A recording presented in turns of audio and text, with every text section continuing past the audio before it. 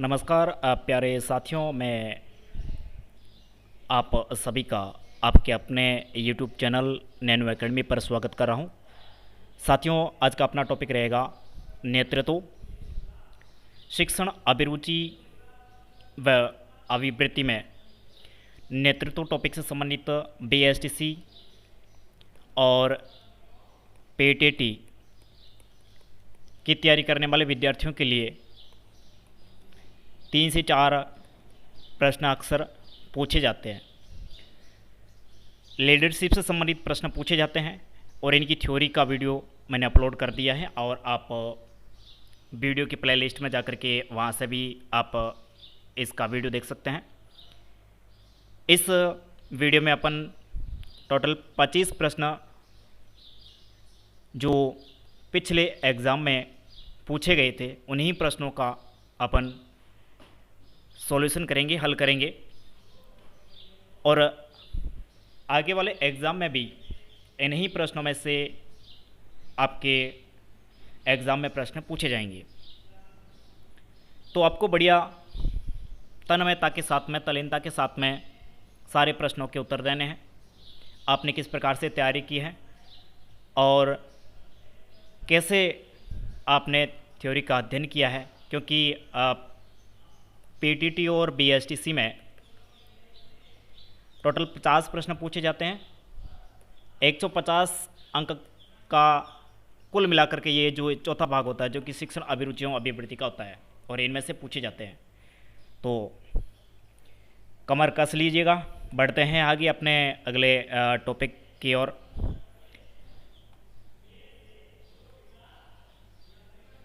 तो देखिए साथियों, क्लास प्रारंभ करने से पहले मेरा परिचय, मैं रामलाल जहांगीर, मेरी योग्यता BSTC B.Ed MA CTET और मैं राजकीय सेवा में अध्यापक हूँ और 5 से 6 वर्ष का मुझे राजकीय सेवा में अनुभव है। साथ ही 5 से 6 वर्ष का मुझे BSTC PTT कोचिंग का भी अनुभव है। तो मेरी कोशिश रहेगी कि मैं आप लोगों को शिक्षण, अभिरुचि और अभिवृत्ति वाला भाग बहुत ही बढ़िया तरीके से आप लोगों को कराऊँ और आपके एग्ज़ाम में पूरे में से पूरे अंक दिलवाने की कोशिश करूँगा। पहला प्रश्न साथियों मैं यहाँ पे ले रहा हूँ, जिसमें देखिए प्रश्न यह है, आपके लेख को आपका मित्र अपने नाम से प्रकाशित करता है तो आप क्या करेंगे। आपने कोई एक लेख लिखा है और आपका मित्र उसको प्रकाशित करवा लेता है। आपने मेहनत करके 2-3 महीने मेहनत की, तथ्य इकट्ठा किए, आंकड़ों का संग्रहण किया और उसके बाद में आपका लेख है वो तैयार हो गया, छपने के लिए तैयार हुआ। उससे पहले दिन, 1-2 दिन पहले आपका मित्र है, आपका सहयोगी है, उन्होंने आपका लेख ले लिया और प्रकाशित करवा दिया, तो आप क्या करेंगे। तो इसमें देखिए उसके खिलाफ लिखापढ़ी करेंगे, सबके सामने उसकी आलोचना करेंगे, भविष्य में किसी के साथ ऐसा ना करने की चेतावनी देंगे और शांति से उससे बात करके उसे उसके व्यवहार का ज्ञान करवाएंगे। देखिए इनमें मैंने बताया था कि मार्किंग होती है आपके BSTC और PTT की तैयारी करने वाले विद्यार्थी ध्यान देवे। इसमें सबसे सही आंसर होगा उसका 4, जो चौथा ऑप्शन होगा वो 3 अंक का होगा, उसके बाद में 2 अंक का, उसके बाद में 1 अंक का और उसके बाद में 0 अंक का। टोटली 4 ऑप्शन होंगे, उसमें सबसे सही उत्तर होगा वो 3 अंक का, उसके बाद में 2 अंक का, उसके बाद में 1 और उसके बाद में 0। तो इसी प्रकार आपके टोटली मार्किंग इस शिक्षण, अभिरुचि और अभिवृत्ति में होगी और आपको बढ़िया तरीके से हमेशा ये पेपर हल करते समय सकारात्मक रह करके तैयारी करनी है और उत्तर देना है। तो इसका सही उत्तर होगा शांति से उससे बात करके उसे उसके व्यवहार का ज्ञान करवाएंगे। चौथा ऑप्शन है जो कि इसमें क्या होगा, सही होगा। उसके बाद में दूसरा प्रश्न देखिए, दूसरा प्रश्न यह है कि विद्यालय में पूर्ण अवकाश की घंटी बजने के बाद आप, विद्यालय में अवकाश की घंटी बज जाती है, उसके बाद में आप क्या करेंगे। तो देखिए छुट्टी, पूर्ण अवकाश की घंटी यानी कि जो छुट्टी की घंटी है जो कि बज जाती है, तो उस समय आप क्या करेंगे। तो इसमें देखिए पहला ऑप्शन है तुरंत घर चली जाएगी, साथियों से गप सब करेगी और उसके बाद में छात्रों के जाने के बाद ही जाएगी और अधूरे कार्य पूरे करने के बाद ही जाएगी। 4 ऑप्शन है विद्यालय की घंटी बजने के बाद में आप क्या करेगी। तो देखिए छात्रों के जाने के बाद में आप उस विद्यालय से निकलेगी। उसके बाद में अपना अगला प्रश्न है तीसरा, कि आपकी राय में जीवन का मुख्य सिद्धांत होना चाहिए, आपकी राय में जीवन का मुख्य सिद्धांत क्या होना चाहिए? प्रतिष्ठित पद और शक्ति प्राप्त करना, कठिन श्रम और धनवान बनना, गरीबों और असहायों की मदद करना, प्रत्येक वस्तु की प्रशंसा करना। तो इसमें सी ऑप्शन है जो कि सही है।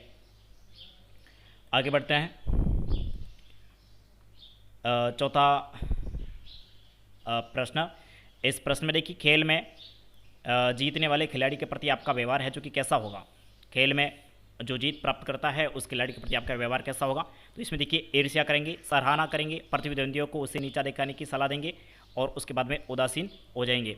तो हमेशा खेल में जीतने वालों की आप क्या करेंगे? प्रशंसा करेंगे, सराहना करेंगे और उन्हें आगे बढ़ने के लिए प्रेरित करेंगे। एक आदर्श शिक्षक का गुण यही होता है। तो इसमें बी ऑप्शन सराहना करेंगे सही हो रहा है, सही होगा। और उसके बाद में पाँचवें प्रश्न में देखिए, आपके विद्यालय के छात्र को यदि सड़क पर कोई दूसरा छात्र है जो कि मार रहा है तो आप अनदेखी करके चले जाएंगे, विद्यालय के अन्य छात्रों को साथ लेकर के जाएंगे, स्वयं पहुंच करके मार खाने वाले छात्रों को बचाएंगे, पुलिस में रिपोर्ट दर्ज करवाएंगे। तो इसमें सी ऑप्शन है जो कि सही होगा, स्वयं पहुंच करके उस छात्र को क्या करेंगे? बचाएंगे। और उसके बाद में अगला प्रश्न आप देखिए, छठा, जिसमें देखिए जीवन कार्य द्वारा सीखना से तात्पर्य, एक वाक्य लिखा हुआ जीवन कार्य द्वारा सीखना से वाक्य इसका मतलब तात्पर्य क्या है? तो इसमें देखिए ऑप्शन है, बालक स्वयं अपने जीवन के द्वारा सीखता है क्योंकि जीवन छोटे छोटे प्रोजेक्टों का क्या है? संकलन है। बालक स्वयं प्रोजेक्ट बनाता है तथा उन्हें अनुभव के आधार पर सरल करता है। बालक अपने जीवन काल में अनुभव के द्वारा ही समस्त विधाओं में निष्णात हो जाता है और बालक को जीवन उपयोगी कार्यों का प्रशिक्षण प्रदान किया जाता है। इसमें से मैंने बताया था कि 3, 2, 1 और 0 इस प्रकार से मार्किंग होगी। सबसे सही उत्तर है जो कि इसमें आप बढ़िया तरीके से ऑप्शन को देख करके देखिए, बालक स्वयं अपने जीवन के द्वारा सीखता है क्योंकि जीवन छोटे छोटे प्रोजेक्टों का क्या है? संकलन है। ए ऑप्शन इसमें क्या होगा? सही होगा। उसके बाद में अगला अपन हल करेंगे। तो इसमें देखिए 7वां प्रश्न है प्रोजेक्ट विधि। 7वां प्रश्न कौन सा है? प्रोजेक्ट विधि। प्रोजेक्ट विधि में शिक्षक की भूमिका क्या है? प्रोजेक्ट विधि में शिक्षक की भूमिका क्या है? आप लोगों ने प्रोजेक्ट बनाए होंगे, प्रोजेक्ट विधि भी अपनाई होगी, तो उस प्रोजेक्ट विधि में शिक्षक की भूमिका क्या है? तो देखिए, एक मित्र जैसी, एक मार्गदर्शक जैसी, एक कार्यों से सहयोगी जैसी, एक कार्य में सहयोगी जैसी, उसके बाद में उपरोक्ता सभी। तो इसमें डी ऑप्शन सही होगा, उपरोक्ता सभी। फिर अगला प्रश्न अपन लेंगे 8वां प्रश्न, जिसमें देखिए प्रोजेक्ट विधि का सर्वश्रेष्ठ गुण क्या है? प्रोजेक्ट विधि का सर्वश्रेष्ठ गुण है जो कि क्या है? तो देखिए, इसका बाल केंद्रित होना, इसके द्वारा वैज्ञानिक विधि का प्रशिक्षण प्रदान करना, खेल खेल में बालकों को विज्ञान सिखाना, प्रजातांत्रिक अनुशासन को लागू करना। इसमें इसके द्वारा वैज्ञानिक विधि का प्रशिक्षण प्रदान करना। इसमें बी ऑप्शन है जो कि सही है। और उसके बाद में अगला प्रश्न अपन लेते हैं 9वां, एक अध्यापक को अपने उस विद्यार्थी पर गर्व करना चाहिए। एक अध्यापक को अपने उस विद्यार्थी पर गर्व करना चाहिए जो छात्रों के चरित्र निर्माण में क्या कर रहा है? सहायता कर रहा है, व्यापार में प्रचुर धन कमा रहा है और राजनीति में कामयाबी पा रहा है, फिल्मों में नाम कमा रहा है। तो इसमें देखिए, छात्रों के चरित्र निर्माण में क्या कर रहा है? वो सहायता कर रहा है। तो ए ऑप्शन इसमें सही होगा। ए ऑप्शन क्या होगा? सही होगा। उसके बाद में अगला प्रश्न लेंगे अपन 10वां, जिसमें देखिए कुछ छात्र परीक्षा भवन में दादागिरी से अनुचित साधन प्रयोग करना चाहते हैं, तो आप क्या करेंगे? कुछ विद्यार्थी हैं जो कि परीक्षा भवन में अनुचित सामग्री जैसे कि नकल वगैरह उनका प्रयोग करना चाहते हैं, तो आप क्या करेंगे? समय की नज़ाकत को देखते हुए लचीला रुख अपनाएंगे, सिद्धांतों का समर्थन करते हुए नियमानुसार कार्य करेंगे, प्रधानाचार्य को सूचित करेंगे, साथियों से परामर्श करके कोई निर्णय लेंगे। तो इसमें देखिए बी ऑप्शन सही है, सिद्धांतों का समर्थन करते हुए नियमानुसार कार्य करेंगे। प्रश्न कैसे भी पूछा जा सकता है, जैसे इसमें पूछा है कि कुछ छात्र है वो परीक्षा में इस प्रकार का व्यवहार करें। इसी जगह प्रश्न ऐसे भी पूछा जा सकता है कि आपके विद्यालय में आपके संस्था प्रधान का बेटा है जो कि नकल करते हुए पकड़ा गया है, तो उनके साथ में आपका व्यवहार कैसा रहेगा? तो उस समय भी आप सिद्धांतों का समर्थन करते हुए नियमानुसार कार्य करेंगे। यदि ये उत्तर देंगे तो आपका उत्तर है जो कि 3 नंबर का होगा, नहीं तो फिर 2 या 1 नंबर का होगा। तो फिर 10 नंबर अपना प्रश्न पूरा हो गया। उसके बाद में 11 नंबर देखिए, इसमें देखिए आपके विचार से कक्षा शिक्षण में छात्रों को अच्छी तरह पाठ्य वस्तु सिखाने के लिए अध्यापक में आवश्यक है। एक कक्षा में शिक्षण करवाते समय पाठ्य वस्तु है जो कि उनको बढ़िया तरीके से तैयार करवाने के लिए एक अध्यापक में क्या आवश्यक है? आदर्शवादी वस्त्र, गतिशील व्यक्तित्व, पर्याप्त आत्मविश्वास और प्रभावी अभिव्यक्ति। हालांकि ये आवश्यक तो सभी है, आवश्यक तो सभी है, क्योंकि इसमें मैंने बताया था कि मार्किंग होती है जो कि 3, 2, 1 और 0, 3, 2, 1, 0 सबसे सही है उसका 3, उसके बाद में 2, उसके बाद में 1 और उसके बाद में 0 मिलता है। तो इसमें डी ऑप्शन है जो कि प्रभावी अभिव्यक्ति से ही एक अध्यापक है जो कि पाठ्य वस्तु को बढ़िया तरीके से तैयार है जो कि बच्चों को करवा सकता है। इसमें डी ऑप्शन है जो कि सही है। और उस बाद में अगला प्रश्न अपन लेते हैं 12वां, जिसमें देखिए विद्यालय में वाद विवाद प्रतियोगिता, आप लोगों ने सुना होगा भाषण प्रतियोगिता, खेलकूद प्रतियोगिता, वाद विवाद प्रतियोगिता। तो विद्यालय में वाद विवाद प्रतियोगिता के परिणामों को लेकर के हंगामा हो जाता है, तो आप भविष्य में चाहेंगे कि विद्यालय में वाद विवाद प्रतियोगिता का आयोजन ना किया जाए। निर्णायकों, यहाँ पे निर्णायकों लिखा हुआ है, निर्णायकों के चयन में सभी विद्यालयों अथवा संस्थाओं के प्रतिनिधित्व देंगे, सभी विद्यालय और संस्था है उनको प्रतिनिधित्व देंगे। आलोचना की परवाह न करते हुए अपना कार्य करेंगे, सोचेंगे कि जो हारता है वो ऐसा करता ही है। तो इसमें सी ऑप्शन है जो कि सही है। आलोचना हमेशा होती रहती है, उनकी परवाह नहीं करेंगे और अपना कार्य है जो कि अपने करते जाएंगे। उसके बाद में 13वां प्रश्न, यदि विद्यालय की किसी सभा में अचानक आपको किसी विषय पर भाषण देने के लिए कहा जाए तो आप क्या करेंगे? विद्यालय में किसी सभा में आपको कहा जाए, आप एक शिक्षक है और आपको कहा जाए कि आप भाषण दीजिए, तो आप क्या करेंगे? तो इसमें देखिए ऑप्शन है विनम्रतापूर्वक हाथ जोड़ लेंगे, बोलने के लिए तुरंत तैयार हो जाएंगे और तैयारी के लिए कुछ समय मांगेंगे और स्वयं ना बोल करके दूसरों को बोलने के लिए प्रेरित करेंगे। आप एक अच्छे अध्यापक हैं, आदर्श अध्यापक है, तो आप लोगों को बोलने के लिए तुरंत तैयार हो जाना चाहिए। बी ऑप्शन इसमें सही होगा। उसके बाद में साथियों अगला लेंगे अपन 14वां प्रश्न। इसमें देखिए आप विद्यालय के प्रधानाचार्य हैं, कुछ साथी आपकी दबी जुबान से आलोचना करते हैं। आप विद्यालय के प्रधानाचार्य हैं और आपके कुछ साथी हैं जो कि आपकी क्या कर रहे हैं? आलोचना कर रहे हैं। तो आप उस समय क्या करेंगे? तो इसमें देखिए आत्मनिरीक्षण करेंगे, आलोचना करने वालों के खिलाफ क्या करेंगे? कार्रवाई करेंगे और उसके बाद में अपने कुछ साथियों से खिलाफत करने वालों को जवाब देने के लिए कहेंगे और चुपचाप अपने कार्य काम है जो कि करेंगे। तो इसमें ए ऑप्शन है जो कि सही होगा, क्योंकि आप प्रधानाचार्य हैं, आत्मनिरीक्षण करेंगे, क्या पता कि मेरे में कुछ गलतियां हैं, मेरी कमी पैसी रही है, या फिर ये ऐसे ही आलोचना कर रहे हैं। पहले क्या करेंगे अपन? आत्म निरीक्षण करेंगे। ये 3 नंबर का प्रश्न है जो कि आपका ऑप्शन है जो कि ए सही होगा। उसके बाद में अगला प्रश्न लेते हैं अपन 15 नंबर। इसमें देखिए अध्यापन कार्य में एक अध्यापक को तब अधिक परेशानी होती है जब आप अध्यापन कार्य करवा रहे हैं, और अध्यापन कार्य में एक अध्यापक को उस समय जब अधिक परेशानी होती है, कब होती है? 4 ऑप्शन देखिए। कक्षा में छात्रों की संख्या बहुत अधिक हो और विद्यालय उसके घर से दूर हो, कक्षा के अधिकांश छात्र गरीब परिवारों के हो, अभिभावकों का सहयोग न मिले। जब अभिभावकों का सहयोग नहीं मिलेगा तो सबसे ज़्यादा परेशानी होगी, क्योंकि अभिभावक बच्चों को बुक है, यूनिफॉर्म है, समय समय पर उनको विद्यालय तैयार करके नहीं भेजते हैं। तो ये सारी समस्या एक परेशानी का कारण होता है और एक सही तरीके से प्रभावी तरीके से शिक्षण कार्य जो कि संभव नहीं हो पाता है।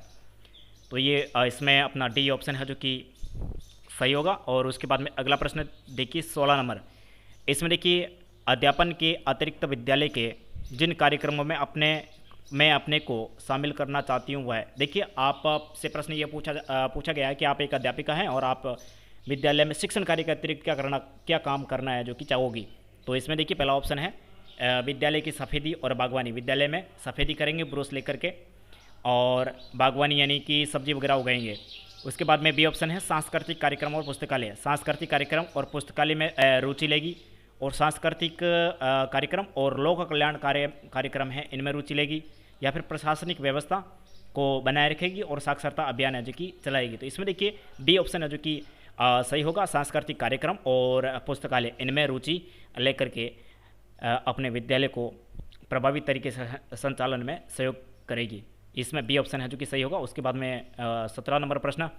इसमें देखिए साथियों आपके कक्षा शिक्षण के समय में यदि एक छात्र प्राय गणित के पदों को हल कर रहा है, यानी कि आप लोगों ने देखा भी होगा कि कोई शिक्षक हिंदी का शिक्षक पढ़ा रहा है और उस समय कोई बच्चा है जो कि गणित का प्रश्न उत्तर है जो कि हल कर रहा है, तो उस समय आप लोग क्या करेंगे? देखिए, इसमें हमेशा सकारात्मक रह करके एक आदर्श शिक्षक की तरह आपको उत्तर देना है, नहीं तो फिर उस समय तो प्रैक्टिकली व्यवहारिक रूप से देखा जाए तो ज़्यादातर अध्यापक क्या करते हैं, उस छात्र को खड़ा करके कारण कम ही पूछते हैं, एक दो झापड़ मार करके बिठा देते हैं। लेकिन आप लोगों को एक आदर्श शिक्षक के रूप में उत्तर देना हो तो इसमें क्या होगा, उसे कक्षा से बाहर कर देंगे, कक्षा में लज्जित करेंगे, इसका कारण ज्ञात करेंगे, प्रधानाचार्य के समूह को प्रस्तुत करेंगे। हालांकि इसमें ये भी सही है, यह भी सही है और ये भी सही है और ये भी सही है, मतलब चारों ऑप्शन सही होते हैं। मार्किंग इसमें 3, 2, 1 और 0, इसके बारे में मैंने बताया था। तो ये मतलब चारों गतिविधियाँ क्लास में होती है, उसमें चारों गतिविधियाँ होती है, लेकिन इसमें सही कौन सा है? तो देखिए साथियों, इसमें सही ऑप्शन है जो कि आपका सी ऑप्शन सही है। इसका कारण ज्ञात करेंगे। आप कारण ज्ञात करेंगे कि वो गणित का प्रश्न उत्तर क्यों कर रहा है, क्या कारण रहा होगा कि जिनकी वजह से वो गणित का प्रश्न उत्तर जो कक्षा में हल कर रहा है, हिंदी की कक्षा में गणित के पदों को हल कर रहा है। उसके बाद में अगला प्रश्न देखिए, शिक्षकों का समाज में ऊंचा स्थान होना चाहिए।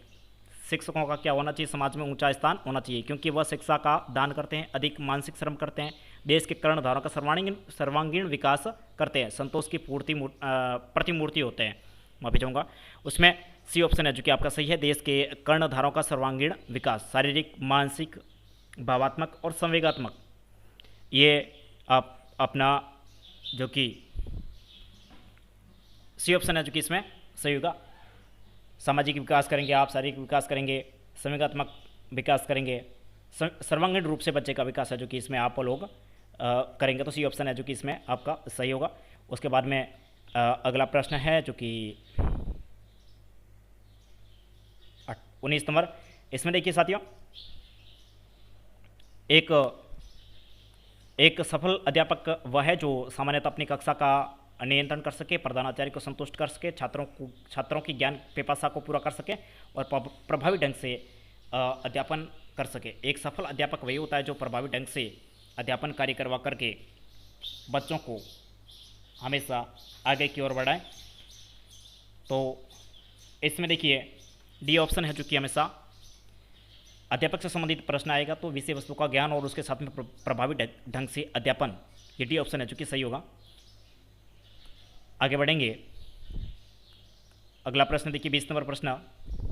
इसमें देखिए किसी भी विषय वस्तु को छात्रों को सरलता से सिखाने के लिए, किसी विषय वस्तु को छात्रों को सरलता से सिखाने के लिए अध्यापक का सर्वश्रेष्ठ गुण होना चाहिए आत्मविश्वास, प्रभावी अभिव्यक्ति, सहृदयता, विषय वस्तु का ज्ञान।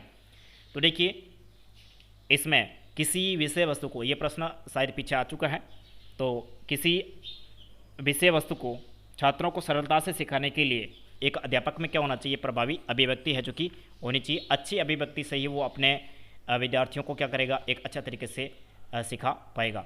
अगला प्रश्न देखिए 21 नंबर प्रश्न।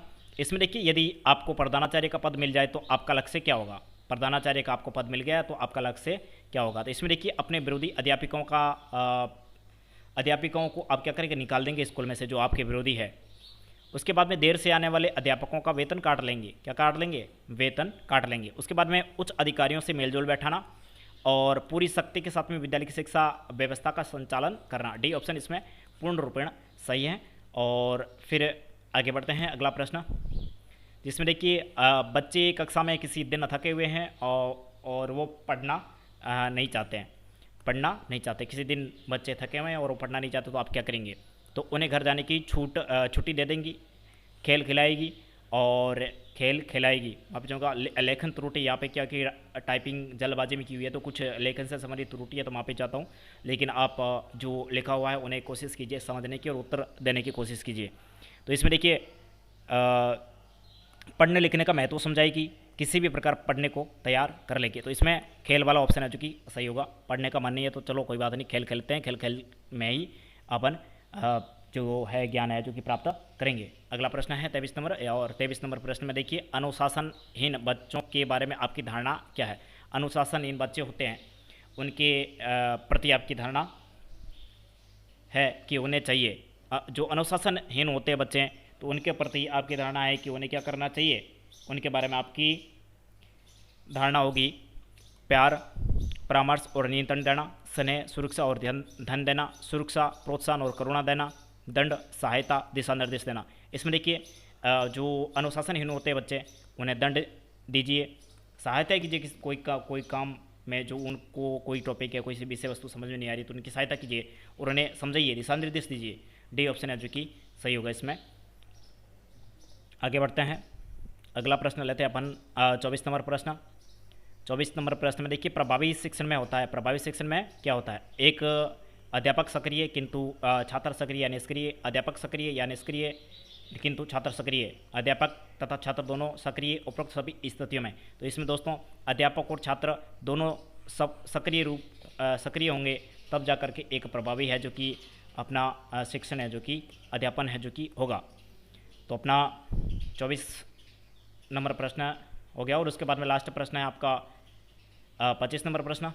इसमें देखिए कोई शिक्षक अपनी आमदनी बढ़ाना चाहे तो आप उसे क्या सलाह देंगे? कोई शिक्षक है जो कि अपनी आमदनी बढ़ाना चाहे तो आप उसे क्या सलाह देंगे? तो अतिरिक्त समय में कोचिंग जाने की, संस्था में धन वाले कार्य करने की और शिक्षण के अतिरिक्त दूसरे संविदागत कार्य करने की और पुस्तक लिखने की। तो इसमें डी ऑप्शन है जो कि सही होगा।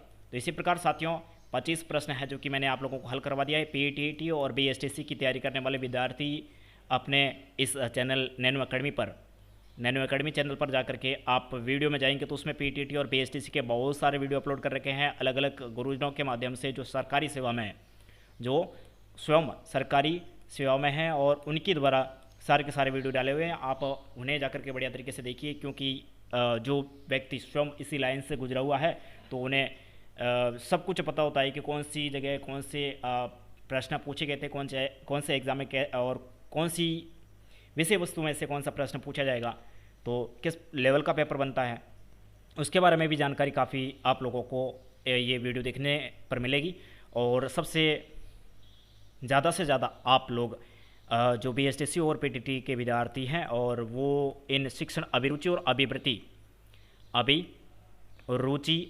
अभिवृत्ति इनके बारे में जो जितने भी प्रश्न हैं 50 प्रश्न आएंगे, लेकिन जितने भी प्रश्नोत्तर अपने चैनल पर मैंने डाले हैं उन्हें बढ़िया तरीके से आप लोग तैयार कर लीजिएगा, हल कीजिएगा। पूरे में से पूरे नंबर लाने की मैं गारंटी देता हूँ। इन्हीं प्रश्नों में से आपको 150 में से 150, 50 में से 50 प्रश्न मिल जाएंगे और 150 का अंकन है जो कि आपका इन्हीं में से पूरा होगा। धन्यवाद साथियों। अगले 25 प्रश्नों के साथ में पुनः मैं आपसे रूबरू होऊंगा। इसी के साथ में मैंने 500 प्रश्नों की एक प्रश्नावली तैयार की है शिक्षण अभिरुचि और अभिवृत्ति में। उन्हीं 500 प्रश्नों के साथ में अपन एग्ज़ाम देंगे और अपने एग्ज़ाम में पूरे में से पूरे अंक है जो कि प्राप्त करेंगे। और वीडियो को आप लोग अपने साथियों तक भी पहुंचाइएगा, उन्हें भी लाभ पहुंचेगा और हमें भी प्रोत्साहन मिलेगा आप लोगों को अगला वीडियो तैयार करने के लिए। धन्यवाद।